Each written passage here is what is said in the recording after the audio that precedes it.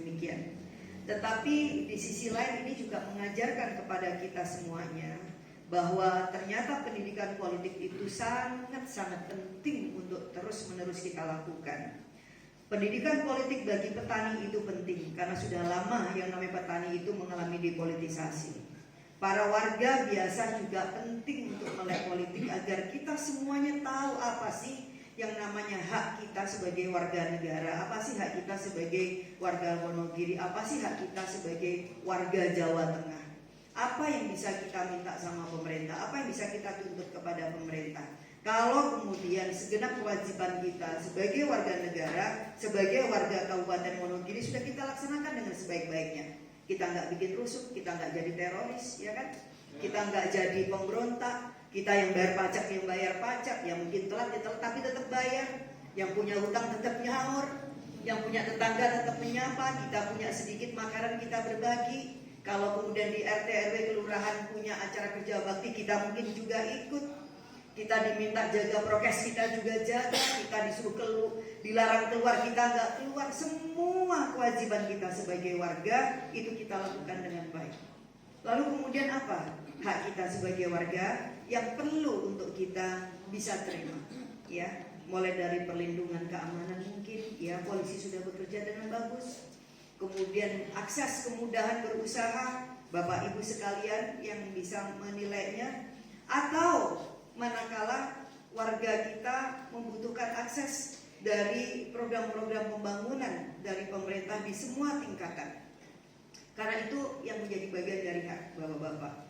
Yang punya keinginan untuk menjadi peternak mungkin perlu difasilitasi bagaimana sektor peternakannya bisa berkembang, bisa maju. Yang ingin punya tambahan informasi yang terkait dengan kesehatan hewan, karena memang ini salah satu ukuran agar hewan kita bukan hanya sekedar layak untuk dikonsumsi manusia, tetapi juga sehat dan memenuhi standar sesuai dengan peraturan yang ada. Begitupun juga petaninya, karena sudah lama sekali petani kita ini setia Pak dengan pilihan sebagai petani, tetapi mungkin dukungan pembangunan yang terkait dengan sarana prasarana produksi, praproduksi, pasca produksi sampai ke harga-harga belum begitu dinikmatin.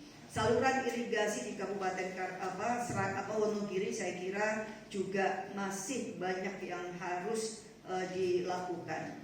Saya juga pernah melihat ada puluhan tahun katanya yang namanya irigasi itu dibangun sejak zaman Soekarno dan sampai sekarang ada yang belum berubah. Belum lagi misalnya ada tempat-tempat yang terkena pencemaran, tetapi juga ada limbah industri Pak, yang itu kemudian berakibat kepada sektor pertanian kita dan lain-lain. Nah, ketika penjenengan semuanya punya DPR seperti saya, Kang Nano dan teman-teman yang lain, yang kemudian kita ingin memberikan kemaslahatan itu, membuktikan bahwa Bapak tidak sia-sia memilih kami, tidak sia-sia memberikan dukungan ke Mbak Lulu, ya kan? Tetapi ternyata bab tentang politik ini masih terus berlanjut, ya. Kita masih ternyata punya urusan bagaimana kita bisa memahamkan pihak pemerintah setempat bahwa kerja pelayanan dan hikmah kita kepada rakyat sesungguhnya merupakan sesuatu yang tidak bisa kita tawar-tawar. Apapun warna bajunya, apapun pilihan politiknya, tetapi pelayanan kita kepada rakyat seharusnya itu yang menjadi prioritas kita. Bupati dari PDIP monggo karena dipilih oleh rakyat Wonogiri, tetapi pelayanan kepada rakyat tidak boleh membedakan apapun pilihan prakteknya rakyat Wonogiri. Rakyat Wonogiri misalnya ada yang lapar, nggak perlu ditakonin opo warna bajunya, opo agamanya, apa partainya, enggak. Peternak petani Wonogiri yang memang punya hak untuk akses program dari saya seharusnya juga demikian. Orang perlu dibedakan dan ditanyakan kira-kira kemarin dia milih siapa, partainya apa, agamanya apa, Muhammadiyah atau NU, ya kan, hobinya tiwul apa enggak dan seterusnya. Inilah yang mungkin perlu dikabarkan kepada saudara-saudara kita yang lain, bahwa kenapa misalnya di tahun ini juga dengan sangat sedih kita masih punya hambatan-hambatan birokratis seperti itu. Jadi di tahun ini Pak Saiful, apakah ada CPCL kita yang lolos dari Wonogiri? Yang pertanian nggak ada. Nah, pertanian tidak satu pun. Nggak ada satu pun. Peternakan juga nggak ada satu. Nggak ada, gagal. Jadi begitu, Bapak-bapak. Ayam ya. aja nggak lolos. Jadi ini bukan Mbak Ulu apa wes lali sama Wonogiri, enggak Pak. Ya, nggak ada ceritanya saya Wonogiri karena apa? Kita tunggu bersama-sama.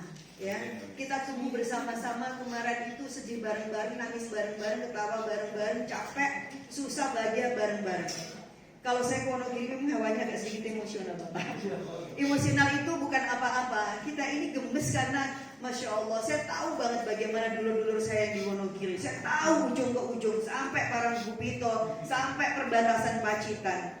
Kita mengerti, sampai yang kemudian di pinggiran Wonogiri bahkan.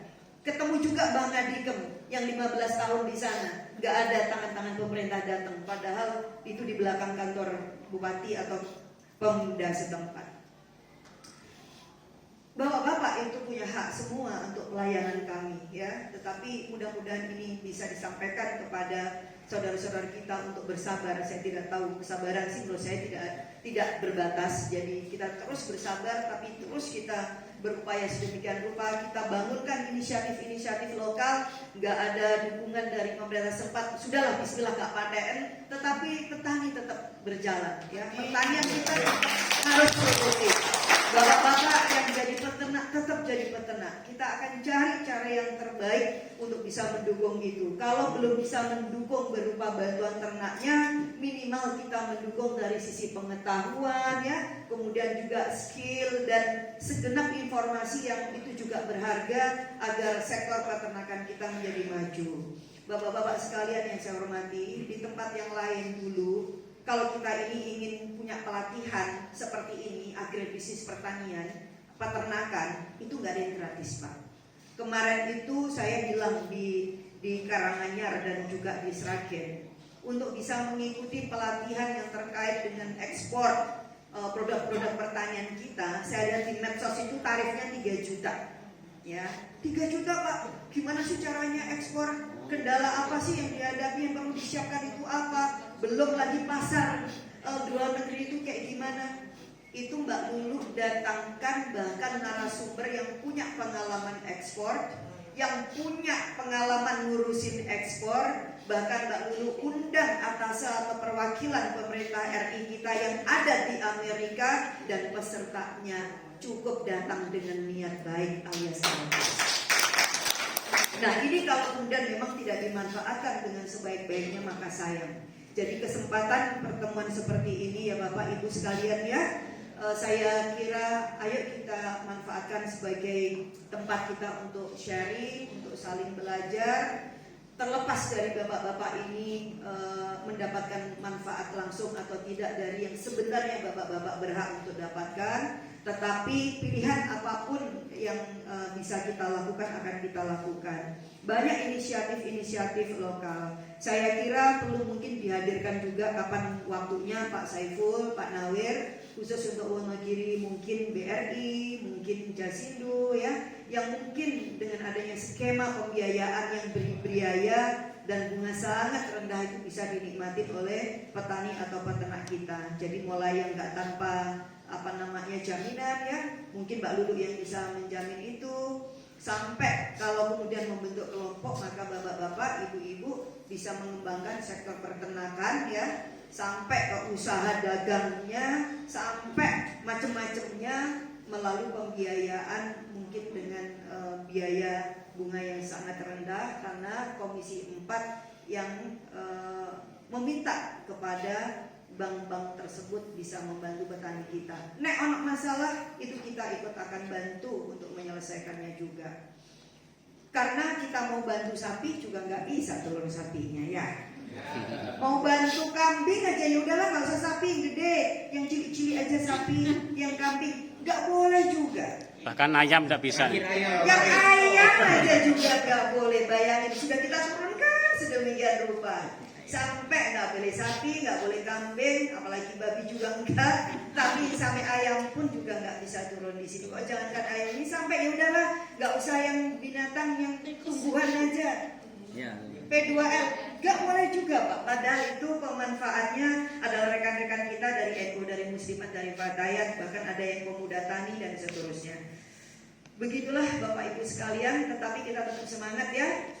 Tetap semangat, pendidikan semua tetap semangat. Para petani, para peternak harus justru kuat. Pergerakan kita harus saling menguatkan satu sama lain. Bismillah. Dulu ketika negara itu belum ada, yang namanya petani itu udah eksis. Ribuan tahun sejarah pertanian itu ada. Petani-petani itu yang membuka sejarah suatu peradaban. Nah, ketika posisi negara di tempat di mana kita sehari-hari hidup belum begitu berpihak kepada panjenengan semuanya, ya gak apa-apa wes. Tetapi kita tunggu suatu saat nanti ya. Kita tunggu suatu saat nanti, mungkin tahun-tahun yang akan datang ada kebangkitan kesadaran di Wonogiri, dan siapa tahu arah politik itu bisa diubah ya. Arah politik itu kita ubah untuk apa? Melayani rakyat. Pak Menteri baru kemarin bilang, jangan pernah main-main urusannya dengan rakyat. Jangan main-main urusan dengan petani. Jangan main-main kita dengan urusan hajat hidup orang banyak. Nah, bismillah, saya kira begitu Kang Narno. Jangan patah semangat, lakukan tugas kita dengan sebaik-baiknya. Kalau perlu, monggo 3 anggota DPR yang ada di Kabupaten Wonogiri menjadi alat kontrol bagi kebijakan pemerintah setempat yang kurang menguntungkan bagi para petani, peternak, dan jamiah kita semuanya. Nah, saya kira kalau itu yang terus kita lakukan, sekurang-kurangnya rakyat itu merasa didampingi dan ditemani. Sekurang-kurangnya para petani dan peternak merasa ada yang ngebela. Tapi kalau kemudian situasi seperti itu kita kok diem aja, kita juga ikut-ikutan mengkeret, ya wis wassalam ya. Tapi insya Allah kita berani ya Pak ya. Tapi kita tetap semangat. Kita tetap mengedepankan budaya adiluhung. Kesantunan kita lakukan, tetapi proses-proses kelembagaan petani peternak kita dengan inisiatif kita sendiri, dengan kemandirian yang terus kita pupuk bareng-bareng, belajar bareng-bareng, baik melalui saya atau tadi disampaikan ada pelatihan gratis. Nanti satu saat kapan kita ada mendatangkan lagi ahlinya, mungkin langsung ke tempat bapak-bapak, ke kampung bapak-bapak sekalian. Insya Allah Wonogiri gak akan ketinggalan dari kabupaten lain. Amin. Terima kasih. Monggo sarang-sarang kita buka ya acara BIMTEK kali ini dengan memohon ridho Allah Tuhan yang Maha Kasih untuk kita semuanya dengan bacaan basmalah. Bismillahirrahmanirrahim. Semangat Bapak-bapak.